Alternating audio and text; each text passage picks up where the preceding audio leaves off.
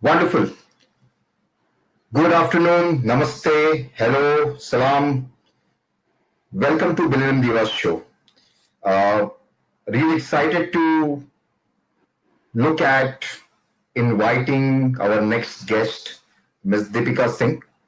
Welcome Deepika to the Billion Thank you so Divas show. much. Thank you so Really much for having excited, me. really excited and delighted to have you with us. Uh, so, uh, Let me just quickly give you a brief about what the Billion Divas show is. Billion Divas show is basically a platform to look at stories, inspiration, journeys of women entrepreneurs, and it is earnest effort to bring out the best stories, the best inspiration, the best motivation.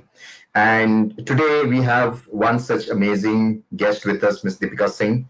Let me quickly give you a brief background about what Deepika does and how she actually, became an entrepreneur and what kind of work that she does. And it's really inspiring, especially at a very, uh, you know, uh, uh, aspect of an entrepreneur and the kind of engagement that she does. Ms. Deepika Singh is currently the co-founder of Deep Sights, a cyber intelligence and digital auditing firm. She's also a mentor at SOSV and Accelerator VC. She is the recipient of the fellowship from the government of Maharashtra and was deputed to the Maharashtra Cyber Police Department and the Press Department during her tenure. Ms. Singh started out as an entrepreneur in the field of mobile and web app development, particularly concentrating on the instant version, which is the utilization of app without installation, delving deep into data security, integrity, data reputation.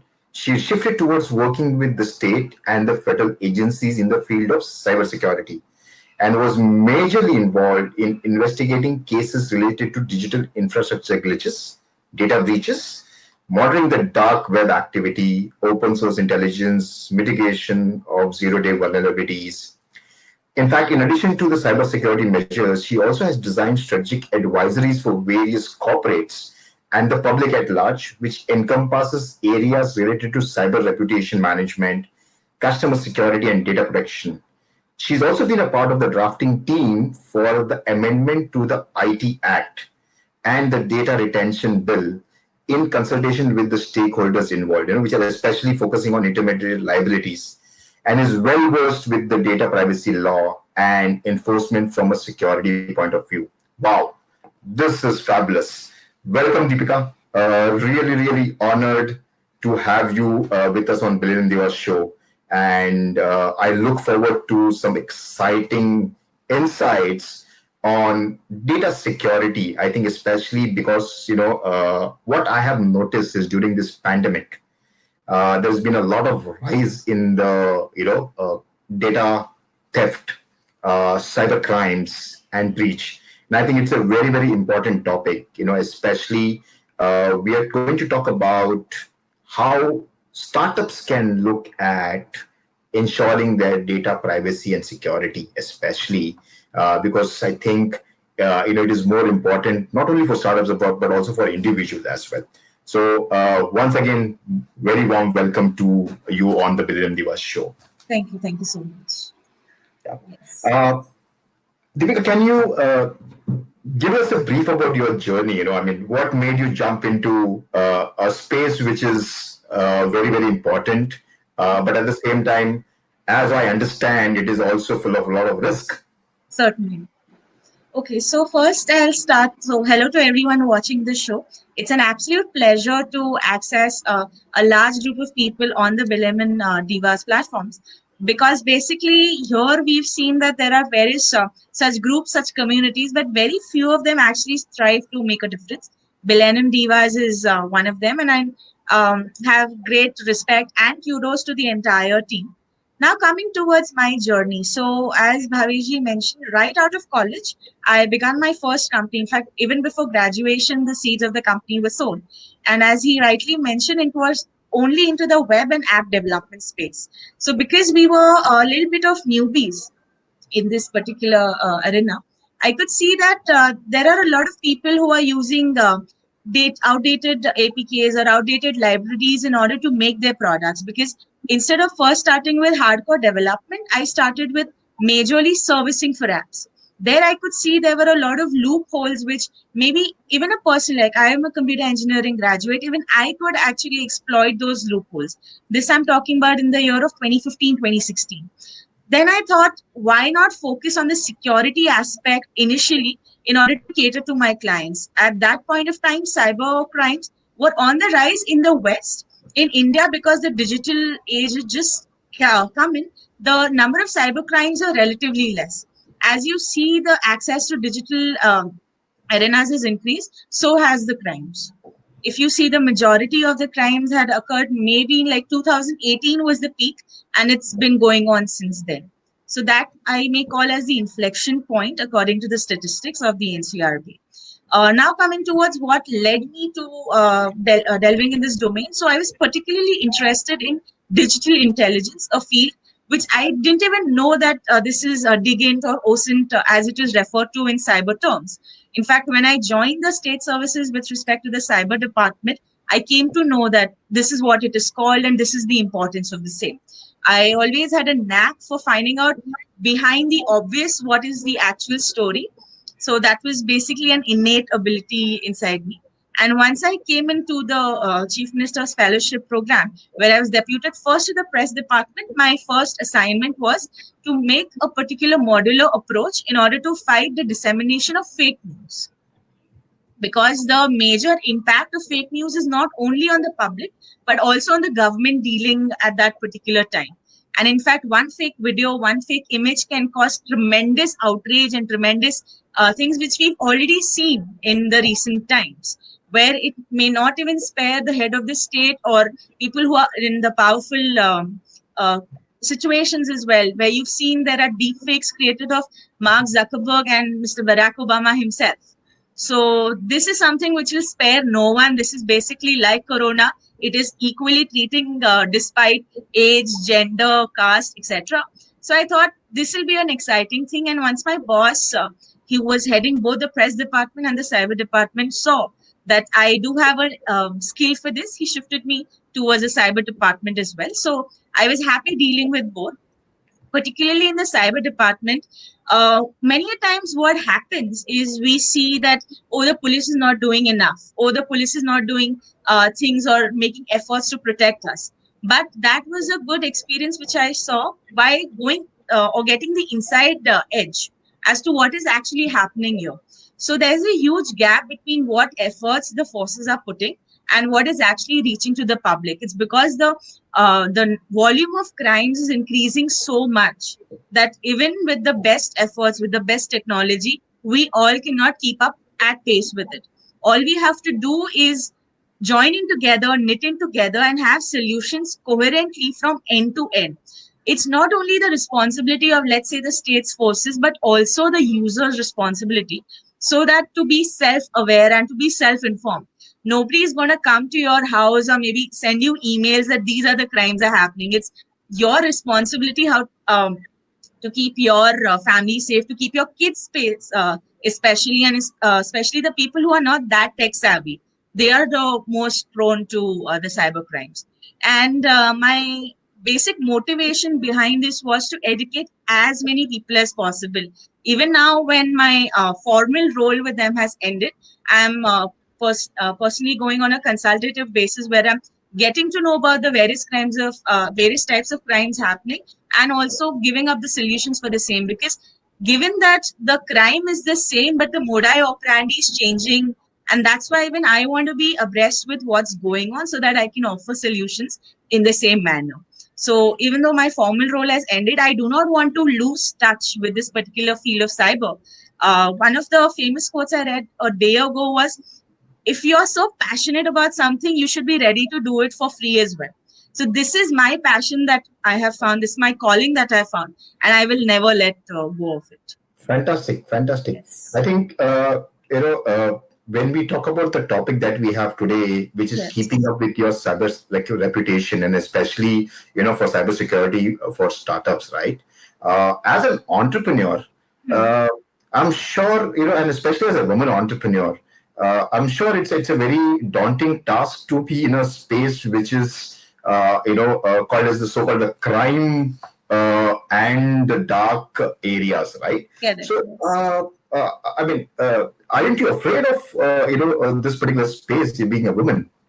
As I had mentioned in my previous answer, cybercrime will never see who you are. Basically, the perpetrators will never bother if you are a millionaire or a pauper. So, basically, because the homogeneity of the perpetrators, I am happy being in this domain. And secondly, I understand that particularly this is a niche area also in the area of technology. So, if there are sparse women in tech, there'll be even more scarcer women in cyber technology. But as I've mentioned, this has nothing to do with basically what gender preferences are there. This is basically got to do with what skills one possesses. Usually, I know that a lot of white hat hackers, or maybe even the black hat hackers that are so fashionably shown in all the movies, they are particularly referred to as men. But Exactly. now the evolving has started where we've seen a lot of these sci-fi movies have cool women hackers as well. And in fact, it's a good, what do you say, plain sight hiding that nobody will suspect a woman hacker as much as a man hacker. So at least till the 10 years till this normalizes, we have a very inside edge that we are less suspicious to, let's say, scrutiny. Uh, And with respect to getting afraid, as such, no, because the kind of upbringing that I've come, I am one of the descendants, particularly of the freedom fighters of this nation that have striven yeah. to protect the integrity of this nation. I cannot be as great as them, but although I can do my bit into contributing into this space. And as I mentioned, there is nothing else I can do or see or foresee myself delving into any other space apart from this. Wow. So there have been instances many times because when people came to know that she is the one who's saving people from getting defrauded on UPI frauds or maybe educating them, because I used to take not only in my role at the cyber office but also outside. I used to take a lot of these seminars, a lot of workshops in order to educate people. And once they came to know, my profiles, my accounts were also the target. But Wow. that actually gave me a good opportunity to read, interact, and come to know of their modi operandi. Many a times where some people came to me and told that this is the crime that is happened, I used to take the perpetrator's number and call him or her. Particularly to him ही होता था. But उसमें I used to understand how they are trying to scam me. So, in fact, in some of the advisories that I've done, and I'll share a few copies with you as well, in that I have written what psychological elements they try to interact with you. And they try to suppress your reflexes, the ones where you can promptly say, no, I will not share my OTP. How they gauge onto changing that and how they get the particular information out of you. We have Very, everyone from RBI to Amitabh Bachchan ji to everybody saying, do not share your OTP. This has become the most spammiest thing ever. Still, it is happening that people are sharing their OTPs, the secret links, there where above it is written, do not share your OTP, do not share this link with anybody. But still, they scam on to getting in their secret information. So that is something which I loved interacting with the perpetrators in order to get their inside edge and also to see that how is this evolving, what loopholes are they extracting. So that's my answer. very interesting. Very interesting. I think I can really understand and relate because especially the educated masses also have fallen prey to this. So I'm sure there are a lot of cases that might have not got deducted also or not got have reported as well, especially in the rural areas, in the innermost rural areas where this would have also happened, right? I have a question, that is pertaining and that is being, one of the thoughts that I have been having personally also. So, according to your experience, what are the common areas where startups are at potential risk of a cyber attack? What should be the minimum cybersecurity checklist a startup should take care of? Sure. So particularly with startups, the name startup also gives in an idea that the startup may be short of cash, short of infrastructural abilities. That also tends to have a little less robustness in their technology stack. True. So many a times we see that the startups exchange equity in lieu of getting their tech product made. At that time, they cannot sit over the particular person who's developing the product in order to tell them to patch all the loopholes that are there. Even on the bigger platforms also, even today, you just give me like 20 minutes, I can tell you the 5 major telecom people around the globe, what loopholes are there in their platform. So something like this never stops. It's never foolproof. It always keeps on evolving. So particularly for startups, given that they have a disadvantage of not getting onto a full-fledged security team at their disposal, they must always have a person who is self-aware about what is actually going on in the security aspect. Second, if they do not have a particular technological full stack developer, they should at least know the person who knows the particular data flow as to how the software is interacting with the users. That itself helps out figure that which are the loopholes that may be exploited. And third is there are a lot of these virtual cyber companies that have come up, particularly how we have virtual CFOs, virtual CMOs. They also are providing such services, which drastically reduces the financial investment, but also gives you a slight peek in view as to where you are lacking.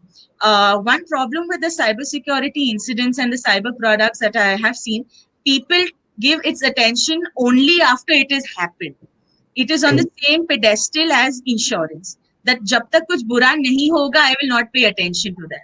People always think, no, my technology stack will be secure. Nobody, I don't have so many users. Why will anyone come into hacking my product or damaging my security?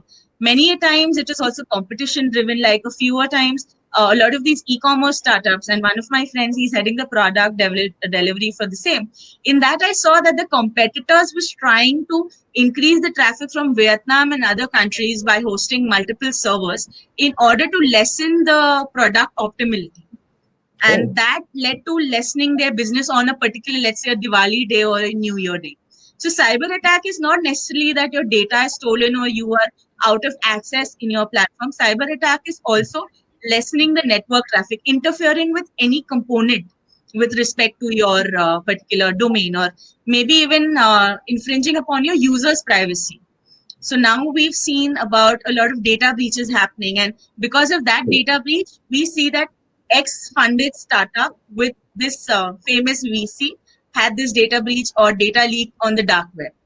That reputation management, dismanagement is not only to the startup, but also to the VC as well.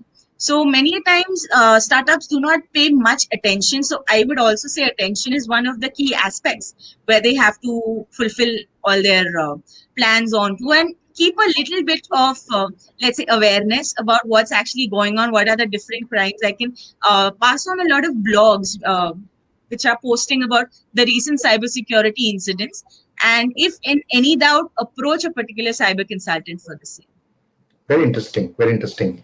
And I thought only cybersecurity was more of data stealing and money stealing as well.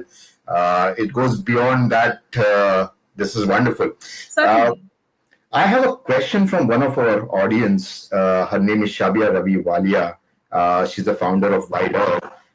She's asking, how does an ordinary citizen know about security of applications? Okay. Is there a one-stop knowledge center where such data or info is available? Okay. With respect to the knowledge centers, I may say 2 websites, particularly for the state of Maharashtra. We had hosted the Maharashtra Cyber Portal, over which a lot of advisories were posted. On the national level, you can follow the Twitter handle of the Indian CERT, that is @CyberDost. I'll send the links as well. What happens is CERT here is the National Computer Emergency Response Center, also the National Cyber Coordination Center. It is recently in the news with respect to the banning of the applications on Google Play Store. So now basically they start coming in the public domain where people are reading about them.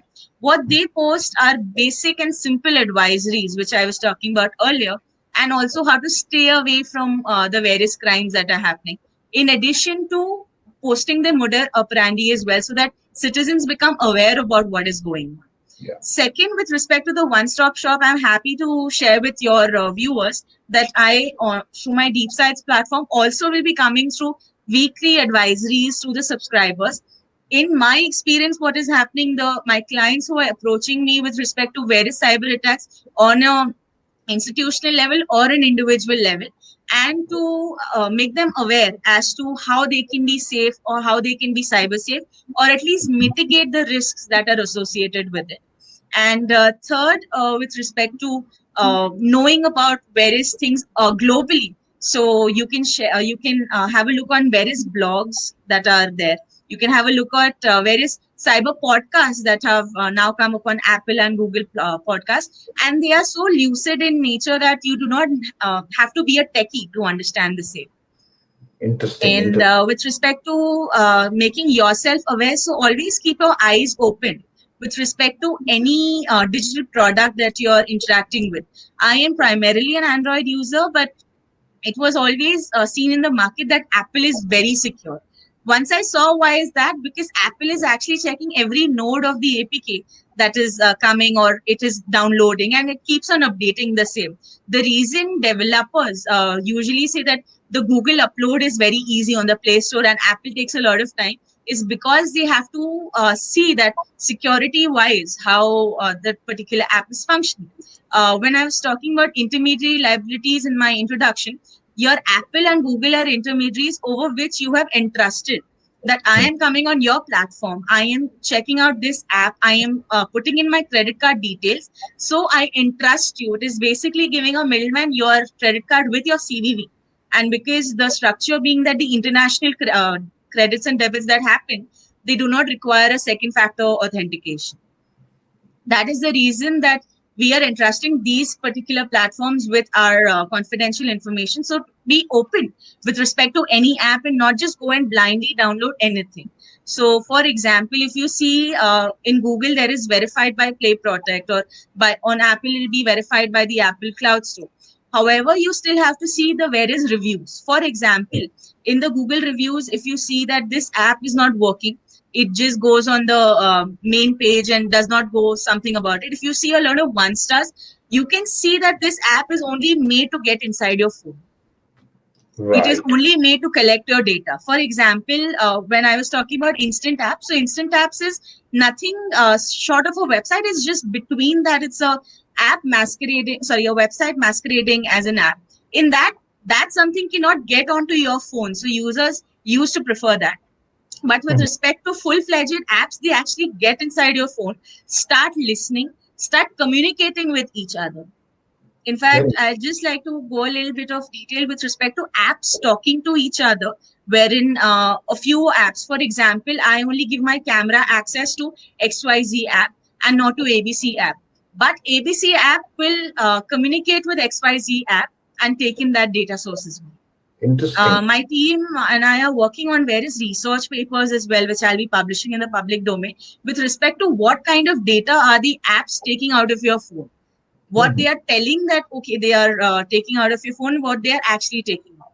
So these are the two different things which I'll share with your platforms as well. And Absolutely. yeah, so you really have to keep your eyes open with respect to these smaller things, which I'd mentioned about my innate ability. This is where my skill came in.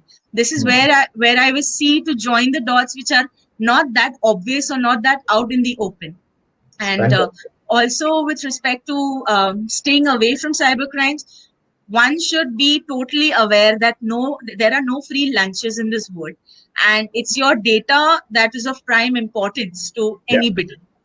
In fact, I have seen many a times that people fall prey to all of these KBC quiz prizes, or starting of the cyber crimes, according to me, was in early 2012. One of the crimes that I remember was the Nigerian prince email. That was a very famous sham that had happened, where one person used to email that I am from this and this royalty. My father passed away, leaving me so much in inheritance, and I need certain amount from you, and I'll give you all my amount. And Correct. I had seen certain people falling prey to that. In fact, that became a marketing case study as to the conversion ratio in this, the Nigerian prince, that was higher. So you should always be self-aware. Like whenever you get an email with respect to downloading something which will be really catchy, make sure that you have alternate identities also on your phone. You can see that many a times if you keep one email, you'll get all the spams on the email and your important notifications also. True. And because people really now, because everything is going really fast, people really want to have that fast paced life. They forget having two factor authentications, they forget having backup emails as well. And as the question was mentioning about the social media hacking part, we are very lazy with respect to keeping different passwords for different social medias, because nobody here will take it down. What we can do is prevent it with, let's say, a Google Authenticator, which gives you a dynamic OTP every time you sign in, or keep an email ID which nobody knows. Absolutely. So I'm tease my friends that I have 16 and 32 email IDs always in the bit system, but that basically helped me to keep my digital properties a little safe. So whenever I became the target of perpetrators, I could see that they were sending OTPs to an email ID where there was no social account. Social account. And with respect to numbers, phone numbers also, we have seen a surge in these type of services, where the cab services or the personal services, where people come to your house, get the service done and go away. Many of the times the platforms have lax security with respect to your number being leaked out to that person. In fact, Absolutely. I have seen that many a times if the review was bad, or if some negative interaction had happened, the person may try to misuse that information. Absolutely. Once my mummy told the Uber driver that I will not pay this much extra because the bill is showing this. So next Sunday, we got around 180 to 200 missed calls on her number. My goodness. If 6 a.m. in the morning that it started. And I thought that it's better that I actually pull down her DP, otherwise things will even go out more. I have seen a lot of cases where girls have approached me that because of having revenge between the two people, people have shared on various social media platforms that these girls are available for escort services. My goodness. And the Achilles heel being here whenever they approach the police. So many a times the police is not getting cooperated by the social media platforms. True. True. Even once I was outside and I was a normal civilian, I used to think that why are police ke haath mein to sab kuch hota hai? Because in the web series that we are seeing, we can see that they already have a portal. Go So, log in and haan ji. we have a question on that as well. Sure. But before we move forward, I'm Haan ji. very delighted that we are going to have 5 series of interaction on the cybersecurity and safety that we have, and this becomes a great platform. We are delighted at Billion Divas that we are going to have 4 more sessions such as this, with you talking on various aspects of cybersecurity, and how do you actually make sure that not to take lightly, number one. Number two is make sure that you have enough data that gets secured and safe. I think it is the equal onus on all of us as individuals also to make sure that we are also aware of it. As it is said, right, prevention is better than cure. Now, my next question, Deepika, with you is, this, with the rise in the digital, life, electronic payments and electronic wallets are the 2 most widely used or adopted financial, disruptions across the globe. In fact, there are a lot of tons of transactions that happen each second, making it very tempting for adversaries, right? Not to mention the security technology and the practice that are not so commonly adopted, especially for the majority of the startups. What is your insight about that? So, with respect to the security practices, as I was telling in my earlier answers, with respect to startups being aware about every loophole in their system. Second, if they are at a very early stage, they can definitely patch the current loopholes or maybe be aware about what's going on. And third is with respect to taking care of not only your privacy but your users' privacy as well. Yeah. Here, I would touch upon the topic because I've fairly covered this question in my earlier answers. I'll touch upon users' consent and privacy factor here. Given that the personal data protection bills and the other bills are coming into force right after the GDPR happened in London, In India, that will take some time on being enforced, but once it comes, it is going to be as effect causing as the GST is or was. So many a times, small fines can lead up to, let's say, a 5 crore penalty on a company because they did not pay much attention to the user's interaction with their platform.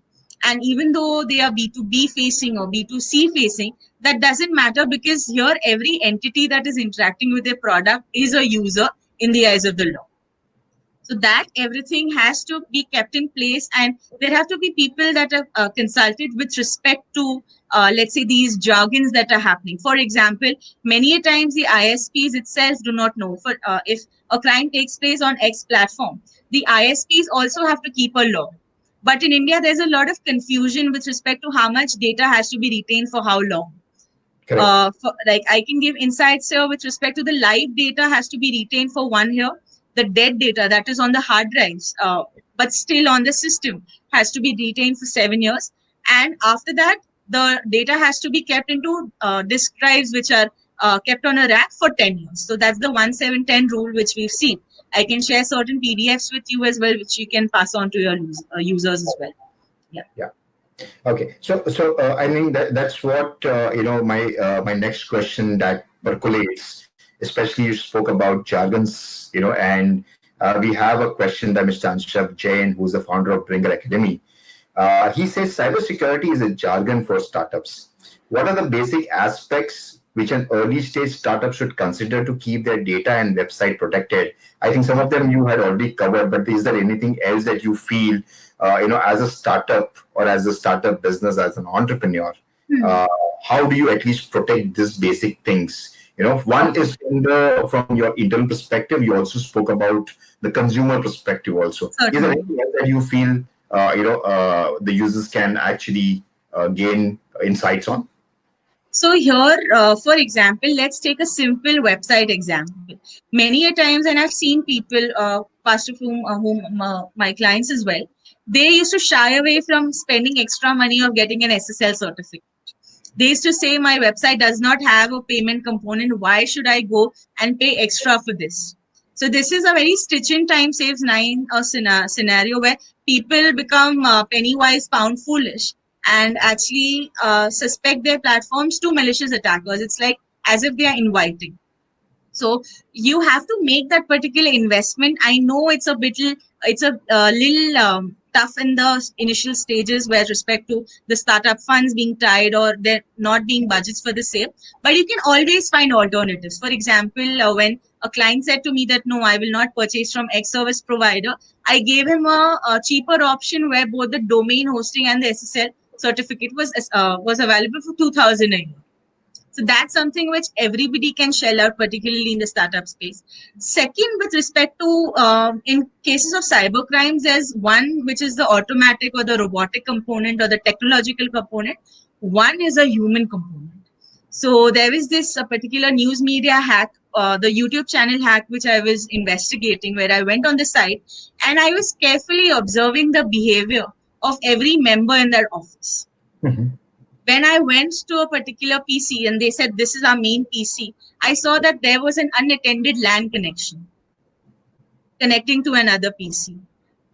Then I saw that there was accesses to certain web apps, certain like Google Drive access was given to certain apps without having delved into what that app is actually doing. It was taking away data. Third, whenever I tried to log in and let's say the owner sent the second OTP, it was screamed across the room that this is the second factor OTP and login. So once I went back and because it was a huge deal at that time, they were asking questions to my boss as well as to why this hack is occurring, why is YouTube not answering, why is Google not answering. Then I saw that the perpetrator had got into the owner's email and deleted the intimations from Google and YouTube as well. My goodness. So these are the things that you not only have to be sure about your technological component, but also people who are using your platform. And Interesting. also have a thorough background check. Many times when people are onboarded, because now you are an entrepreneur, you've onboarded so many people on a startup. Usually they get the HR or the background physical checking done. Nobody does a checking after that. I've seen a lot of cases of corporate espionage where people have sold the data, people have sold all these security incidents. This is known as social engineering, but now social engineering is not only evolving from person to person conversation to digital conversations also. For Right. example, if your employee is talking trash about his workplace, and so a perpetrator may come to know that he is not happy there, True. the perpetrator, if turns out to be in connection with the competitor of the startup, may approach that employee, convince him with respect to some perks and take in the confidential data. So a startup owner or a company owner really has to be very resilient in Hmm. protecting all these components. And Fantastic. also with levels of user accesses also. That has to be maintained from day one with respect to the user logs, irrespective of any platform that we're talking about, be it Hmm. a blog with multiple accesses or even a Facebook page. People have to be held accountable for all their practices, all their security practices, and they need to be updated on a weekly basis. Because as I mentioned, the attention to this is only given when the crime happens. So in Correct. order to not get into that scenario, it is better than to be pound wise and penny foolish, I might say. I think, and I see, and I've also seen that, right? Especially what happens is in a haste or in a hurry, you tend to, give access to a lot of applications, especially on your mobile phone. And whereas today, mobile phone has become kind of a one, instrument or a device that you use it more frequently for a lot of transactions. So right Yes. from scanning, a QR code to making payments, digital payments, so on and so forth.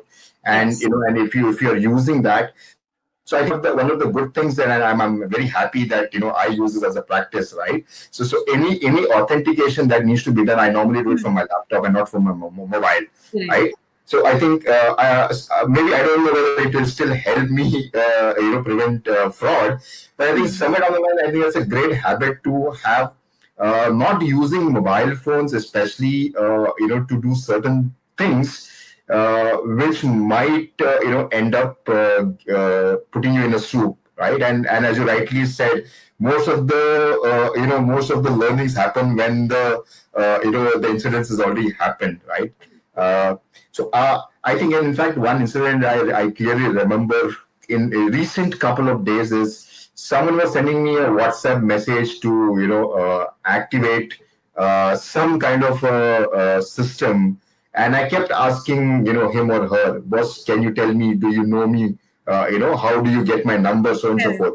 So I think the small, things which we normally tend to ignore, and then it becomes a great headache, right? And especially, and that's what my next question to you is, because there's a lot of financial impact, because of the cyber breach, right? So could you throw some light on this?